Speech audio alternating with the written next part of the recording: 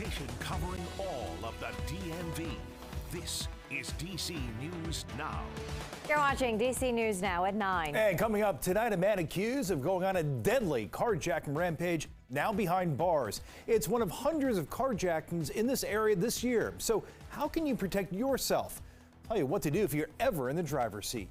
Also coming up, heart-stopping video of a police officer saving 3 pets from a burning building. We'll show you the newly released body cam footage as neighbors look back on the terrifying ordeal.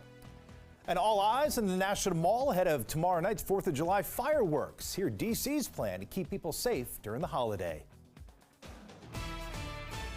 Good Monday evening, and thank you so much for joining us tonight for DC News Now at 9. I'm Tasmin Mahfouz. Hi, everybody. I'm Chris Flanagan. All right, more storms popping up now. Let's get right over to first checking the forecast with Chief Meteorologist Janessa Webb. Yeah, and Janessa, you're tracking severe weather.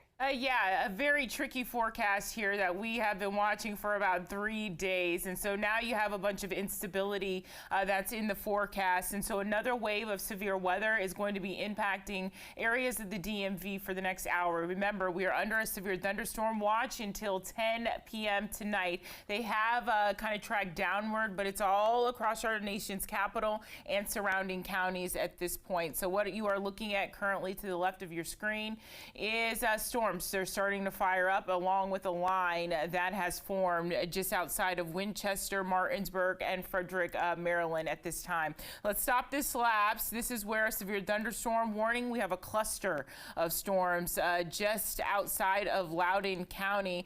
This is going to stay in place until 9:45.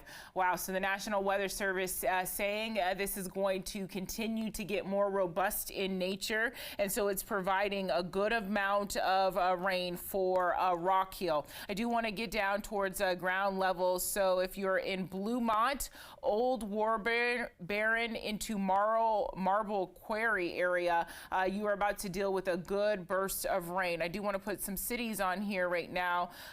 It does look like we're going to kind of go through a rural area of Loudoun County. So not many cities going to be involved until this tracks a little bit more towards the east. But I do see Leesburg. You are in the path of this storm. It is kind of racing across this area east about 20 miles per hour. So once again, severe thunderstorm warning for all of Loudoun County until 9:45. Also storms that are running just south of the Frederick area impacting Highway 270. So a major highway right here. All these colors that you're seeing, let me explain them. That green is scattered showers. Then you have the orange and the red. That is moderate rainfall, and it's torrential at times. And so we're not seeing much hail that's associated with that one out towards the Frederick area, but in this Loudoun County, there is hail associated with this coming from the National Weather Service. It does look like ping pong size hail across that region. And so if you are in Leesburg to the Ashburn area, Stone Ridge, Highway 50, this entire storm system is going to head your way. Also, one more before I let you go here. We have one out of Charlottesville. This one's important here because it's out of our viewing area, but it's about to make its way into Culpeper. And so I really want everyone in that area to get prepared to be clipped by this storm. It is producing gusts up to 50 to 60 miles per hour, Culpeper into Fauquier County. In the next 20 to 25 minutes, you have potential of a severe storm that is going to head your way. I'll keep you updated here throughout the rest of the evening as these storms, they are really in an atmosphere that's very unstable at this point, with dew points very high and the mugginess going to be in place. I promise you folks, after we get over this wave of rain and storms for tonight, we do have a big reprieve going into your holiday. I'll have that forecast coming up. All right, Janessa, thanks. All new tonight, a frightening situation at Fairfax County condo complex back in June, all caught on video. A fire ripped through her home with 3 dogs inside. And all new tonight, we have that newly released body camera footage from that scene, as you can see here. It's happened in Alexandria, just off Richmond Highway.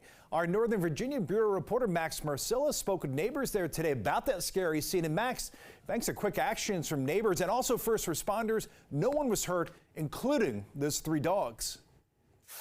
Yeah, but when something as devastating as a fire happens, it's so tough. You do want to take some appreciation for the heroics that you just saw and will see more of in just a matter of seconds. But this is an instance where people say that they hope the people who live there, who cannot be inside now, really appreciate what was done. It's a day the people living here at the Pembroke Village condos will never forget. Oh, it was terrifying. It's one of my greatest fears is my home being on fire. Now, as blue tarps cover the site of the fire, the stories from the neighborhood are that of heroism, including a 911 caller who knocked on doors telling people to get out. They have like 3 dogs in there. Now we have a new look at one of those heroic acts. Fairfax County Police sharing this video. Fairfax County Police! Fairfax County Police! An officer going inside the smoky building to make sure all the pups were brought to safety. Come on, puppy. Come on, puppy. Come on. Shh, it's okay, okay. Come on. Come on, come on. Well, a lot of people will forget about animals and think that that's not worth saving, and I'm glad that he did. I'm glad that he saved those dogs. That's a terrifying thing to think of. Tonight, people we spoke with want to know what started the fire. Because even though they credit the first responders for putting out the flames quickly, they don't want it to ever happen again.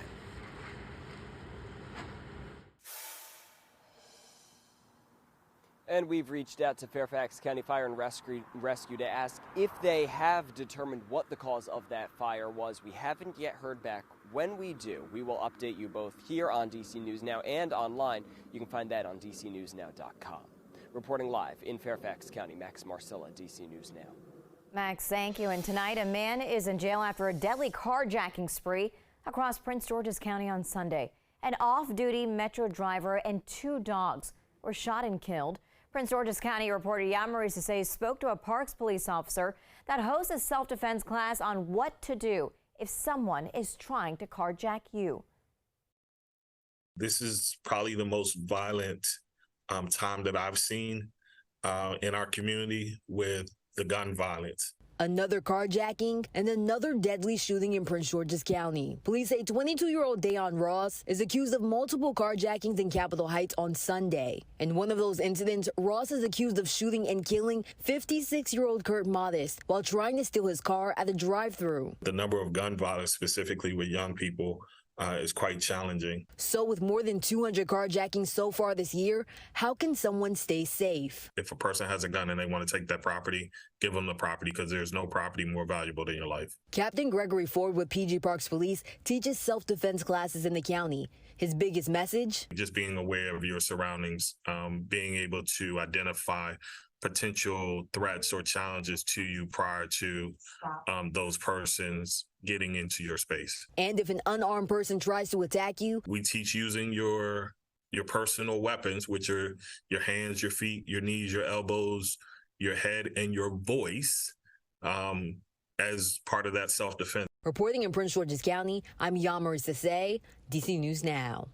And staying in Prince George's County, new details tonight on a deadly shooting at a Motel 8. 2 suspects in that shooting are now being held without bond. We first reported on this story last week. 2 people were shot and killed at the motel on Allentown Road. 22-year-old Christopher Jenkins and 24-year-old Kimonte Day both facing murder charges. So Day is also accused of orchestrating the robbery. The suspect's lawyers asked for home detention, but the judge sided with arguments from the state's attorney's office. Here was their argument. Essentially, the argument was the seriousness of the offense. Yes, she had no prior criminal convictions, but when you get into a situation where you have 2 bodies, that's a lot to account for. So police say when this happened, one of the victims, that's 23-year-old Xavier Matthews, was at the motel when people came into the room to rob him. Now gunfire broke out, hitting Matthews and 26-year-old Karan Moore. Yeah, and police say Moore was among people who tried to rob Matthews. Moore died at the scene. Matthews died at the hospital.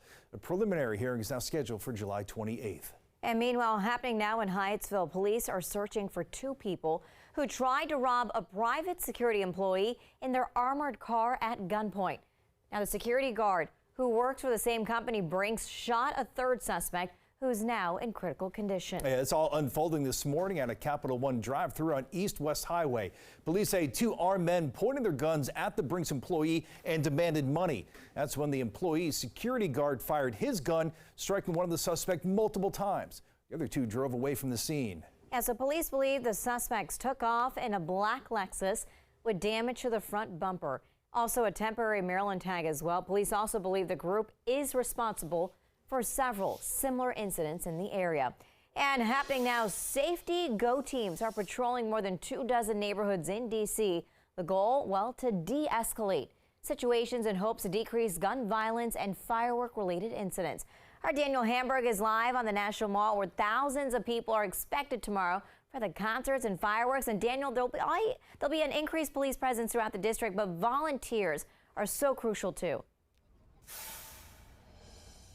Yeah, Tasmin, the majority of the focus tomorrow is going to be here on the National Mall. There are already some people here watching some dress rehearsals before tomorrow's big concert, but the Safety Go teams are focused on 28 hotspot neighborhoods in the district to keep them safe. One of them at the corner of O and 5th Streets Northwest, where we saw many fireworks being set off already, a lot of those Roman candles that people were holding in their hands. The job of the Safety Go teams is to engage with neighbors, provide information and resources, and to help de-escalate any conflicts or negative activities. The teams consist of at least 8 people who are non-law enforcement, people like government employees, community partners, credible messengers, and violence interrupters. The Bowser administration has used these teams successfully since 2020. They'll be out tonight until 1 a.m. and tomorrow from 4 p.m. to midnight. I caught up with one volunteer in front of the Kennedy Rec Center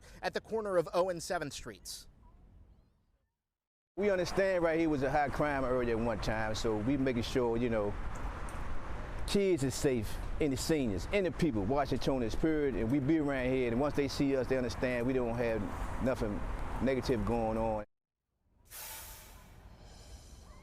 And a reminder, any fireworks that move, explode, or fly are illegal in D.C. If you want to report illegal fireworks in your neighborhood, you're asked to call 311, not 911, to free up those emergency lines. The best advice is to see one of the professional fireworks displays, like right here on the National Mall. That'll be toward the Washington Monument. We're live on the National Mall. Daniel Hamburg, D.C. News Now.